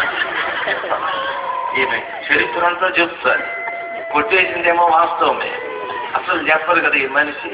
మళ్ళా గుళ్ళకి వచ్చి ఆత్మతో నింపబడి ప్రార్థన చేస్తాడు. ఇదేం ఆత్మ మనకు అర్థమై సావదు. వాడు బుర్రబద్దలు కొట్టుకుంటాడు, 100 ఏం చేస్తే 100 ఏం చేస్తే 100 ఏం చేస్తే అని ఈ బొంగరపు ఏమిది వీధించి ఆలోచన చేస్తా పోతాడు. ఎదురుగా సైకిల్ ఇచ్చి ఒక గుద్దుగా చూడు, అప్పుడు కానీ వాడు నార్మల్ కండిషన్ నీకు రాదు. అంత పని చేస్తుంది. మేము 100 దొంగలించి వాటిలో సైకిల్ గుర్తించుకునే అంత పని. చూడండి, అబద్ధాలు, దొంగతనం, కోపం, అసూయ, అనుమానాలు. ఎంతమందికి అనుమానాలు లేవు? పిల్ల మీద భర్తకు అనుమానం, భార్య మీద భర్త మీద భార్యకు అనుమానాలు ఎన్నో ఉన్నాయి లోపల, ఎన్నో ఉన్నాయి. బైబిల్ ఏమంటుందో తెలుసా? నీవు పుట్టిన నాడు నీ నాభి సూత్రము కత్తిరించబడలేదు. పాపానికి సంబంధించిన ఏ ఒక్కటి కూడా నీలో ఉండకూడదు. నేను విడిచిపెట్టినాను అని చెప్పదు, కత్తరించబడి ఉండాలి. ఒక చెట్టులో కొమ్మని నరికేస్తే తిరిగి ఆ కొమ్మను చెట్టుకు అంటించలేదు. ఆ రీతిగా మనలో ఉన్న పాపం నరకబడాలి, కత్తిరించబడాలి. తిరిగి కోపం నీకు రాకూడదు. ఒకవేళ వచ్చిన కోపంలో పాపం ఉండకూడదు. నీకొచ్చిన కోపం ప్రొద్దుగుకే దాకా ఉండకూడదు. అనుమానం ఉండకూడదు, అసూయ ఉండకూడదు, ఏ విధమైన చెడు నీ లోపల ఉండకూడదు.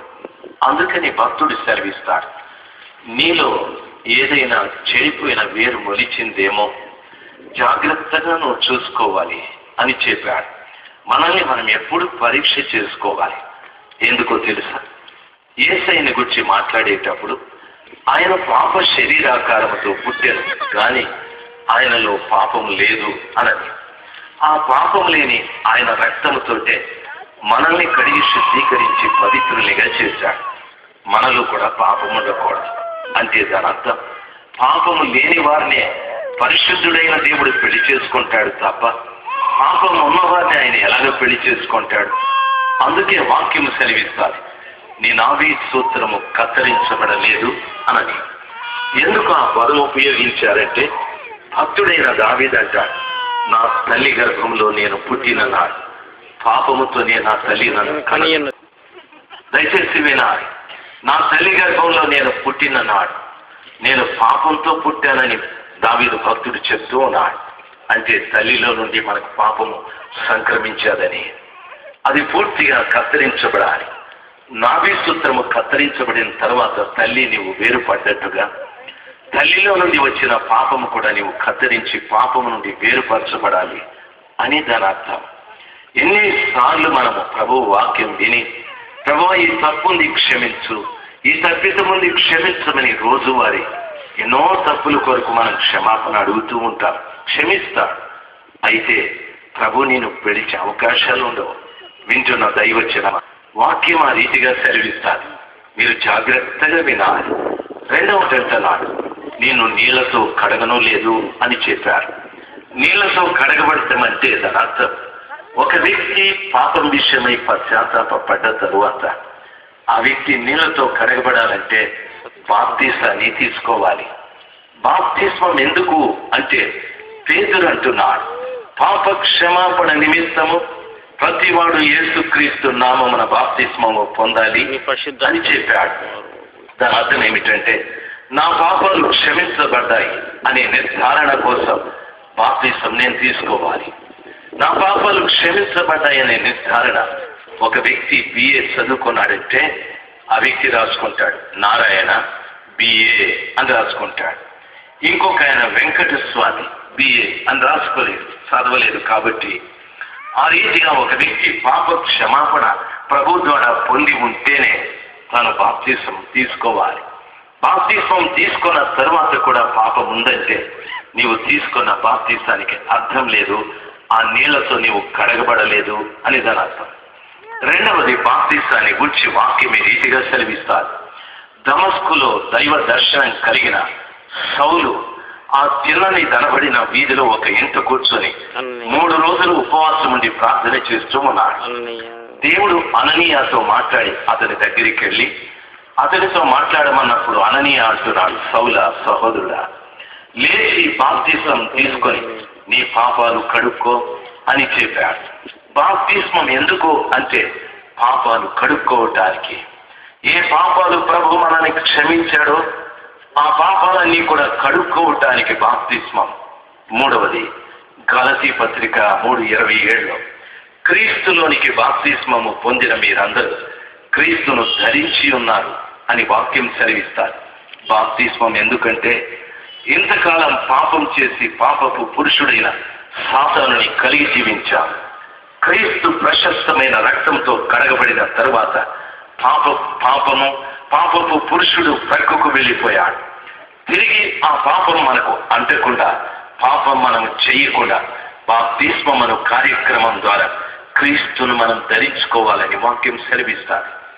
నేను అడిగే మాట, మీలో ఎంతమంది బాప్తిస్మం తీసుకున్నారు అని నేను లెక్కలు మిమ్మల్ని అడగను. బాప్తిస్మం తీసుకున్న ప్రతి బిడ్డ క్రీస్తును ధరించారా అని మాత్రం అడుగుతాను. క్రీస్తును ధరిస్తేనే ఖచ్చితంగా క్రీస్తు వీడు నావాడు అని నేను పెళ్లి చేసుకోవటానికి అవకాశాలు ఉంటాయి. నీ మీద క్రీస్తు స్వరూపం కనిపించకపోతే క్రీస్తు నిన్ను ఎలాగో పెళ్లి చేసుకుంటాడు? ఉదాహరణకి చెప్తా. చాలా మంది ఈ రోజుల్లో వివాహము అనే సందర్భం వచ్చినప్పుడు ఏమంటారో తెలుసా? మా కులస్తులలో మేము పెళ్లి చేసుకుంటామని మాట్లాడుతూ ఉంటారు. ఏం కులానికి అంత ప్రాధాన్యత? దైవ జనాంగమా, అదే రీతిగా యేసు ప్రభుల వారు పెళ్లి చేసుకునే బిడ్డను కూడా నా వాడు ఎవడైనా, నా రూపం కలిగిన వాడు ఎవరైనా ఉన్నాడా, వాణ్ణి నేను పెళ్లి చేసుకుంటాను అని ప్రభు అంటాడు. నా మాట అర్థమైన వారు గట్టిగా ఒక్కసారి హల్లెలూయా చెప్దాం. హల్లెలూయా. నేను బాప్తిసం తీసుకున్నాను, నేను బాప్తిసం పుచ్చుకొని 10 సంవత్సరాలు అయ్యాది అని నువ్వు ఒక కాలాన్ని చూపెట్టదు. బాప్తిసం తీసుకున్నప్పుడు నీ పాపాలు క్షమించబడ్డాయా? బాప్తిసం తీసుకున్న తరువాత నీ పాపములు కడుక్కున్నావా? బాప్తిసం తీసుకున్న తరువాత క్రీస్తుని నీవు ధరించావా అనేది చాలా ప్రాముఖ్యమైన సమాచారం. ఈ మార్పు నీలో కలగకపోతే నీవు తీసుకున్న బాప్తిస్మం పూర్తిగా వ్యర్థమే. దానివల్ల అర్థం లేదు. ఆచార సంబంధంగా ఏదో ఒక కార్యాన్ని చేసావు కానీ నీలో ఆత్మీయత కనిపించడం లేదు. వాక్యం సెలవిస్తుంది. ఏమనో తెలుసా? నీవు పుట్టిన నాడు నీ నాభి సూత్రము కత్తిరించబడలేదు, నీళ్లతో నిన్నెవరూ కడగనూ లేదు, అంతేకాదు నీకు బట్ట చుట్టకపోయేది అని వాక్యం సెలవిస్తారు. ఉప్పు రాయకపోయేది అని వాక్యం సెలవిస్తారు. ఏ బట్ట చుట్టాలి? ప్రతి వారు కూడా వస్త్రధారణతోనే ఇక్కడికి వచ్చారు. అయితే ఈ బాహ్య శరీరాన్ని కప్పే వస్త్రాలు ఇవి. అయితే మరొక వస్త్రం ఉంది. నీ ఆత్మను కప్పుకోవలసిన వస్త్రాలు రక్షణ వస్త్రము, నీతి వస్త్రము, మహిమా వస్త్రము, ఇవన్నీ కూడా ఆత్మకు కప్పబడాలి. నేను అడిగే ప్రశ్న, నీ ఆత్మకు రక్షణ వస్త్రం కప్పితే రక్షణ లేని కార్యాలు ఇంకెప్పుడు చేయవు. నీ ఆత్మకు నీతి వస్త్రం కప్పితే అనీతి కార్యాలు చేయవు. నీ ఆత్మకు మహిమా వస్త్రము కప్పబడితే ఎప్పుడు కూడా లోకానికి సంబంధించిన విషయాల గురించి నీవు ఆలోచించవు. దైవచనాంగమా, దేవుని వాక్యం సెలవిస్తారు. దేవుడు నాకు రక్షణ వస్త్రాన్ని కప్పాడని చాలా మంది అంటూ ఉంటారు. ఈ శరీరానికి కాదాయన కప్పేది రక్షణ వస్త్రం. నీ ఆత్మకు ఆయన రక్షణ వస్త్రాన్ని, నీతి వస్త్రము, ప్రశస్త వస్త్రము, మహిమ వస్త్రము ఈ రీతిగా ఆత్మకు కప్పుతూ ఉండాలి, కప్పబడాలి. ఒక్కొక్క కాలంలో ఒక్కొక్క వస్త్రాన్ని ప్రభు కప్పి, ఒక్క రోజున మహిమ వస్త్రమును కప్పి నిన్ను తన దగ్గరికి పెళ్లి భారీగా తీసుకొని వెళ్ళిపోతాడు. ఆయన మహిమా స్వరూపైన దేవుడు. దైవజనాంగమా, నేను అడిగే మాట బాగా గమనించాలి. నిజంగా మీ ఆత్మలకు ఆ రక్షణ వస్త్రం కప్పబడి ఉందో లేదో ఆలోచించాలి. ప్రభు రాబోతూ ఉన్నాడు. ఆయన ఆగమనపు దినమున మనము వస్త్రహీనులుగా కనిపించకూడదు. మన ఆత్మకు వస్త్రము లేని వ్యక్తులుగా కనిపిస్తే ప్రభు పిలిచిన దినమున ఏమనో తెలుసా? ఆదామా, నీవెక్కడున్నావు అని పిలిస్తే ఆ దినమున ఆ పిలుపుకు భయపడి చెట్ల చాటుకు వెళ్ళి తాను దిగంబరినని తెలుసుకొని భయపడి చెట్ల చాటున దాక్కున్న రీతిగా మనము భయపడి పారిపోకూడదు. ప్రభు ఎదుట ధైర్యంగా నిలబడటానికి ఆ రక్షణ వస్త్రం, నీతి వస్త్రం అనేటివి మనము కలిగి ప్రభువా నేను ఇక్కడున్నానని చెప్పేవారుగా ఉండాలి. అప్పుడు ఆయన మహిమా వస్త్రాన్ని నీకు కప్పి తనతో పాటు తీసుకుని వెళ్ళే దేవుడుగా ఉన్నాడు. నా మాట అర్థమైన వారు ఒకసారి గట్టిగా హల్లెలూయా చెప్దాం. హల్లెలూయా. ఇంకొకసారి చెప్దాం. హల్లెలూయా. హల్లెలూయా. హల్లెలూయా. హల్లెలూయా. నీవు నీళ్లతో కడగబడలేదు, నీ నాభి సూత్రము కత్తిరించబడలేదు, నీకు బట్ట చుట్టకపోయేది, ఉప్పు రాయకపోయేది అని చెప్పాడు. పుట్టిన బిడ్డకు ఉప్పు రాస్తే చచ్చిపోతాడు. అయితే బైబిల్ చెప్తుంది ఉప్పు రాయకపోయేది అని. ఉప్పు ఎందుకు రాయాలి అంటే దాని అర్థం ఉప్పుకున్న గుణములు నీవు కలిగి ఉండాలి అని దేవుని గ్రంథం, దేవుని ఆత్మ ద్వారా మనకు తెలియపరచబడే సత్యం. ఉప్పు చూడటానికి తెల్లగా ఉంటుంది. దాని అర్థం ఏమిటో తెలుసా? తెలుపు పరిశుద్ధతకు సూచన. అంటే నీవు పరిశుద్ధంగా ఉండాలి. నీవు పరిశుద్ధంగా అరికాలు మొదలుకొని నడినెత్తి వరకు నీవు పరిశుద్ధంగా కనిపించాలి. నీ మాట, నీ చూపు, నీ ఆలోచనలు, నీ ప్రవర్తన, నీ తలంపులు ప్రతి ఒక్కటి పరిశుద్ధంగా ఉండాలి. ఎందుకో తెలుసా? ప్రభువు వాక్యం సెలవిస్తారు, మిమ్మల్ని పిలిచింది పరిశుద్ధులుగా ఉండుటకే కానీ అపరిశుద్ధులుగా ఉండటానికి కాదని ప్రభువు సెలవిచ్చారు.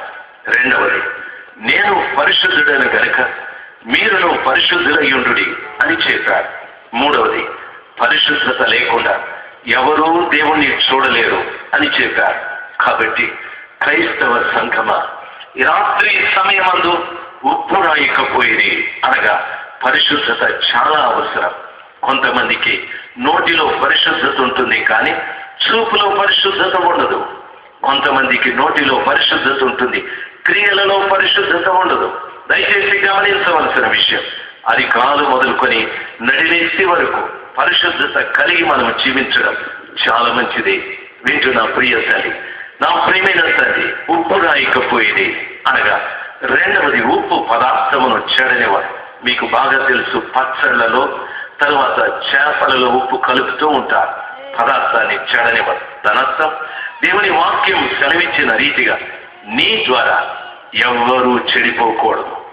నీకెవరైనా కీడు కలిగించినా పర్వాలేదు, నీవు మాత్రం ఎవరికి కీడు కలిగించకూడదు. నీ ద్వారా ఎవరు నష్టపోకూడదు, నీ ద్వారా ఎవరు దుఃఖపడకూడదు.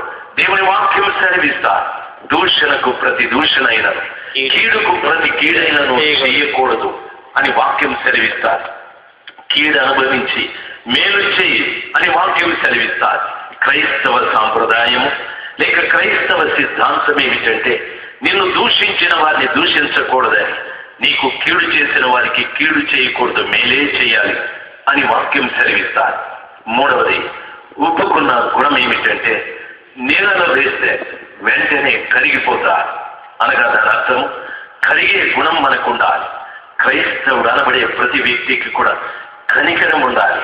నీ హృదయానికి కరిగే గుణం ఉండాలి, కఠినత్వం ఉండకూడదు. దయచేసి గమనించాలి, యేసు ప్రభుల వారు తన వద్దకు వచ్చిన వారిని ఎవరిని తిరస్కరించలేదు. అక్రమస్తుడైన చెక్కయ్య అయినా, అప్పుడే వ్యభిచారం చేసి పట్టబడిన స్త్రీ అయినా, ఆ పట్టణంలోని పాపాత్మురాలైనా, కుష్ఠరోగి అయినా, గుడ్డివాడైనా, పక్షవాతంతో ఉన్నవాడైనా, రోగి అయినా, పాపి అయినా, ప్రతి వారిని ఆయన కనికరము చూపెట్టాడు. అదే రీతిగా క్రైస్తవునికి కరిగే గుణం ఉండాలి కానీ కఠినత్వం ఉండకూడదు. నాలుగవది, ఉప్పుకున్న మరొక గుణం ఏమిటంటే, ఉప్పు పదార్థములకు రుచినిస్తారు. క్రైస్తవుడు లోకానికి రుచిగా ఉండాలి. ప్రభు ఈ రీతిగా సెలవిచ్చారు, మీరు లోకములకు ఉప్పై ఉన్నారు. ఉప్పుని సారమైతే అది పారవేయబడి మనుషుల చేత త్రొక్కబడుతుంది కానీ మరి దేనికి పనికిరాదని సెలవిచ్చారు. మనలో సారం ఉండాలి. నీవు ఇతరులకు రుచించాలి. నీ మాట, నీ ప్రవర్తన, నీ భాష, ప్రతి ఒక్కటి కూడా ఇతరులకు రుచికరంగా నీవు ఉండాలి. అంతేకాని ఇతరులు నిన్ను అసహించుకునే రీతిగా మాట్లాడకూడదు, ప్రవర్తించకూడదు, వ్యవహరించకూడదు. వింటున్న దైవ జనాగమ, ఉప్పులాగా నీవు ఉండాలి. ఆఖరి విషయాన్ని చెప్తారు, ఉప్పు అన్నింటిలో కలిసిపోతారు. వంకాయ కూరలో కానీ, బెండకాయ కూరలో కానీ, లేకపోతే మాంసం కూరలో కానీ, చేపల కూరలో కానీ, పీతల కూరలో కానీ, ఏ కూరలోనైనా ఉప్పు కలిసిపోతారు. దానర్థం క్రైస్తవులు కలిసి ఉండాలి. వాక్యం సెలవిస్తారు, సహోదరులు ఐక్యత కలిగి ఉండుట ఎంత మేలు, ఎంత మనోహరమని చెప్పారు. కొంతమంది ఎవరితోనూ కలవరు. దైవ జనాంగమ, ఎవరితో కలవని గుణం శత్రువైన సాతానుడిది. అందరితో కలిసే గుణం నా యేసు ప్రభుల వారిది. వాక్యం సెలవిస్తారు, ఉప్పు రాయకపోయింది అంటే దాని అర్థం నీకు కనికరం ఉందా? నీవు ఇతరులకు రుచికరంగా ఉన్నావా? నీ ద్వారా ఎవరు చెడిపోకుండా జాగ్రత్తగా భద్రపరుస్తున్నావా? నీవు అందరితో కలిసి ఉంటున్నావా? ఈ రీతిగా ప్రభుల వారు అడుగుతూ ఉన్నారు. ఇటువంటి గుణములు కలిగిన వారిని నా యేసు ప్రభుల వారు పెళ్లి చేసుకుంటాడు తప్ప ఈ గుణములు లేని వారిని యేసయ్య పెళ్లి చేసుకోలేడు. వింటున్న తల్లి, నా ప్రియమైన తల్లి, నన్ను బాగా గమనించవలసిన విషయం, ఈ రాత్రికి నేను ఇక్కడ ముగిస్తాను. ఎన్నో విషయాలు ఉన్నాయి, అయితే ఇక్కడికి చాలు. అందరూ కళ్ళు మూసుకున్నాను. మహిమ కలిగిన ప్రియ దైవజనాంగమా, ఈ సందేశము మీకు ఆశీర్వాదకరంగా ఉన్నదని మేము నమ్ముచున్నాము. దీని ద్వారా మీరు పొందిన ఆత్మీయ మేలులను మాకు తెలియచేయండి. మీ ప్రార్థన అవసరతల కొరకు, మా ఇతర క్యాసెట్స్ మరియు సిడీల వివరాల కొరకు మమ్మల్ని సంప్రదించండి. మా అడ్రస్ ఇమానియేలు పరిచర్యలు, చర్చ్ స్ట్రీట్, బకావని తోట, చిత్తూరు బస్ స్టాండ్ ప్రక్కన, మదనపల్లె 517325. మా ల్యాండ్ ఫోన్ నంబర్ 085712225929. ప్రభు మిమ్మల్ని ఆశీర్వదించునుగాక. ఆమేన్.